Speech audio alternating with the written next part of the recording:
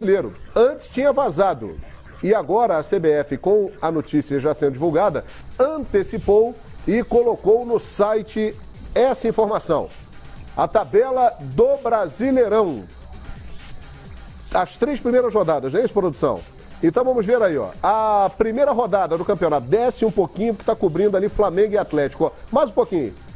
Muito obrigado. Fluminense e Santos, Flamengo e Atlético Mineiro, Palmeiras e Vasco, Corinthians e Chapecoense, Cruzeiro e São Paulo, Coritiba e Atlético Goianiense, Grêmio e Botafogo, Bahia e Atlético, Ponte e Sport, Avaí e Vitória. Jogos 13 de maio, sábado, e 14 no domingo. Aí tem a segunda rodada, sobe um pouquinho ali, ó. Teremos Botafogo e Ponte Preta, Vasco da Gama e Bahia, os dois que voltaram, né, da segunda divisão, estão de volta aí na primeira.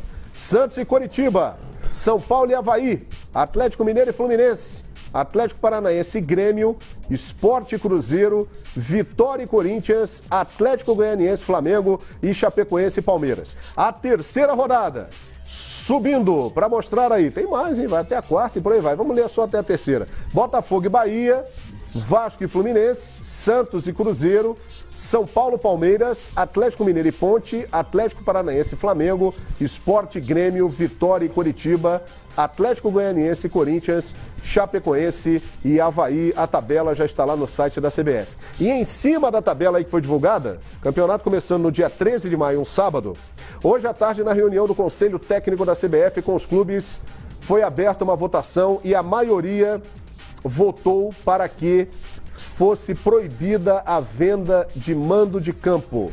Então, no Campeonato Brasileiro, já de 2017, nós não teremos aquela história de vender o mando de campo. Isso, o Flamengo foi contrário para outros estados. Sim. Você pode vender. O Corinthians pode jogar em Ribeirão Preto. Sim, mas não pode jogar em Manaus. Isso. O que é muito importante.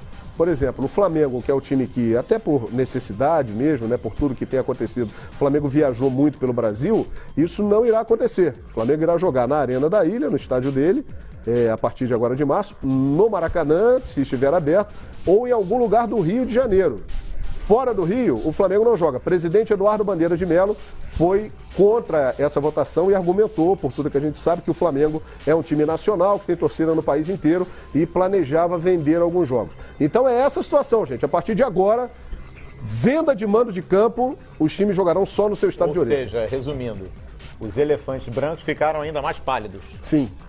Não, mas eu não acho que o ponto seja esse, Calheiro. Não, mas Brasília não vai ter jogo. Brasília não tem jogo, nem Manaus. Não é. Não é pelo Mas o que vinha mantendo a Manaus, por exemplo? Mas não importa. A venda de mando. O Campeonato Brasileiro não tem que financiar.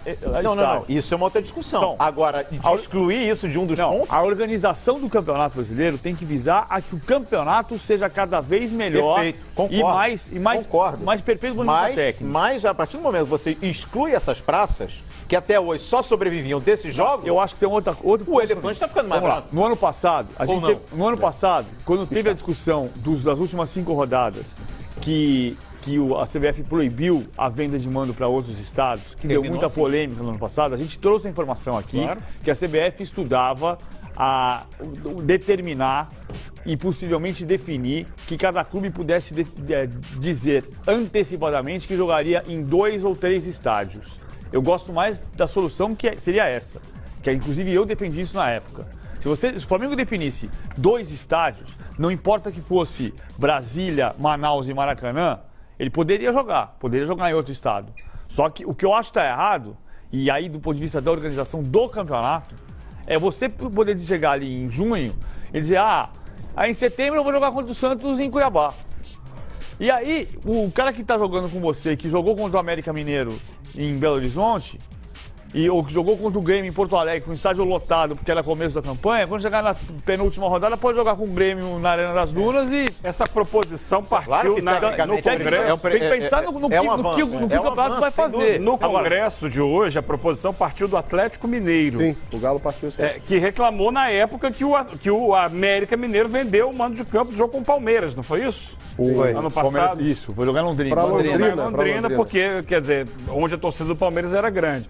Então, Então, às vezes, você está mirando o clube, né, teoricamente, que vai levar o Flamengo, por exemplo, que levava muitos jogos para fora, mas está, na verdade, querendo evitar que esse time de grande torcida seja beneficiado por não enfrentar um time teoricamente menor na casa dele, e sim num local onde ele tenha grande Eugênio, é claro, eu concordo com tudo isso. Eu acho que tecnicamente é um avanço. Por causa do Santos, é um avanço, sem dúvida alguma. Você protege, você blinda o desequilíbrio técnico.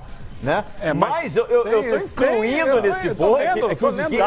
Por exemplo, agora a gente está vivendo essa situação do Campeonato Carioca. Exatamente. Os estádios, eles têm que se financiar. Às vezes há necessidade. Os estádios, eles têm que se financiar. Então, assim, próprio. A discussão lá de trás. Que o Brasil tinha 12 sedes, não era para ter Manaus, não era para ter Cuiabá. Eu até discordo, é uma discussão mais ampla. Agora, eu não entendo como é que ninguém... O estádio de Manaus é muito grande.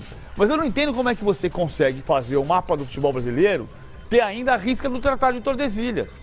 Só tem lá do leste. Como é que você tem o maior torneio de futebol amador do Brasil é o Peladão jogado em Manaus? Como é que não tem um time de futebol em Manaus que possa jogar a Série B do Campeonato Brasileiro? O grande problema está aí. Eu sempre defendi isso. Você tem que conseguir fazer algum trabalho. Assim, desculpa, o presidente da CBF sentar no avião, ir até Manaus, sentar com o governador, sentar com a prefeitura, falar assim, vamos trazer as empresas daqui da região para trazer dinheiro para a região, para fazer um time exatamente que usa o estádio, que joga a Série B. Tem que ter um time apenas, não 30 em Manaus. Um time representando a cidade jogando no Campeonato Brasileiro. Vai jogar no estádio e vai representar na Série C, na Série D, na Série B. Exatamente. Na Série A vai chegar um dia, se chegar. E a gente imita tanta coisa do futebol europeu. O beijo vai para Cuiabá. Não, a gente imita tanto o futebol europeu e nesse ponto a gente não imita. Mas assim, você precisa... Cada cidade grande dessa tinha que ter um grande time. E eu concordo com você. Um time só em Manaus, um time só em Belém, um time só em... Ele ia ser muito mais forte do que... Em Belém você ainda tem dois clubes Paysandu e Remo. Paysandu e Remo, com duas torcidas. Lá o estádio está sempre cheio. Mas um clube ele não tem nada hoje. Mas isso demanda investimento. É sair, com todo respeito, sair da cadeira, para não usar outra expressão, e ir buscar um investidor. O investimento não é para o governo do estado colocar dinheiro, mas é para você criar. De como se desenvolveu o futebol brasileiro num país diferente dos países europeus, pela sua dimensão, em que era ainda mais lá atrás muito mais difícil você ter um intercâmbio entre, por exemplo, Manaus e Rio de Janeiro. É muito difícil.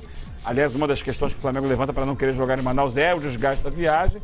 E imaginar que o clube local pudesse jogar todas essas partidas. Então, foram criados os campeonatos estaduais para que houvesse o desenvolvimento regional do futebol. Tá na hora e aí a coisa cresceu com as rivalidades regionais. Aí você matar isso é muito difícil. É uma questão histórica. É isso. É uma questão histórica.